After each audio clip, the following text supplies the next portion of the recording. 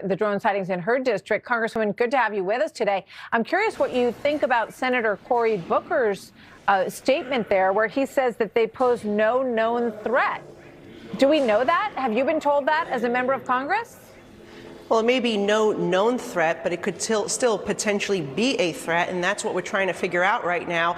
I've also reached out to FAA, to Department of Homeland Security, and to the FBI asking for answers, and they are aware of these aircrafts. They're either unmanned aircrafts or drones, and they're still trying to figure out where they're coming from and who's behind them. But following what happened with the Chinese spy balloon, that simply is not enough. We saw how the Biden administration failed to keep our airspace safe. And the fact that a Chinese spy balloon was able to go all across the country without intervention was very problematic, and it was a threat to our national security. And so we demand to know who is behind these aircrafts or drones and what is their intention. And there needs to be restrictions put in place as well.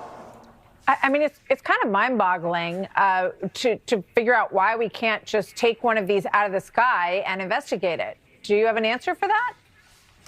I don't have any answers, and it's because these agencies just simply have not been forthcoming. I'm getting the same response, the cookie-cutter response that you're seeing in the newspaper articles relating to this, and it's just not enough. There were restrictions put in place on certain areas, including Bedminster, that these drones could not fly over. And I'm requesting that the same thing happen in my district, because last night a constituent saw one of these drones hovering over the Verrazano Bridge, which connects Staten Island and Brooklyn, and on one side of that you have the Coast Guard base at Fort Wadsworth, and on the other side of that we have an Army base in Fort Hamilton in Brooklyn. And so it is very concerning that they're choosing to fly these things over, as Phil Murphy said, sensitive infrastructure or military installations, and we deserve and demand answers, and we would expect our government agencies to have those answers for elected officials. 100%. I mean, how is it possible? And when you mentioned Bedminster, obviously that's the location of the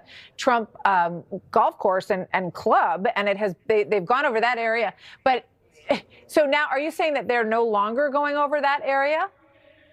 Well, we were told by the FAA that they had put in place flight restrictions above that area and military installation in New Jersey. We're asking for the same to be done in my community, especially over our Coast Guard base, the Verrazano Bridge, as well as the U.S. Army military installation, Fort Hamilton in Brooklyn. But at the end of the day, the public deserves answers. No, wait, and we need to know what these things are. I guess the reason I bring that up is if whoever's flying them has the wherewithal to understand that they're not allowed to fly them in these couple of places anymore, and now they're no longer flying them there, obviously, someone has some awareness of where these are coming from or how to get messages to the people. I mean, it's either some sort of hoax, someone, joking around and trying to make everyone talk about this, or it's a foreign government that is doing surveillance. It's, we spend a lot of money on defense. It's mind-boggling that we haven't figured this out by now. Yeah, Unbelievable. And one of my colleagues reached out to me this morning. It's happening in Pennsylvania as well. And the bottom line is these should be intercepted by our government. There's no excuse for what is happening. Unbelievable. Thank you, Congresswoman Malliotakis. Hopefully the next time we talk, this will be no longer a mystery. Crazy. So. All right. So new details on the 26-year-old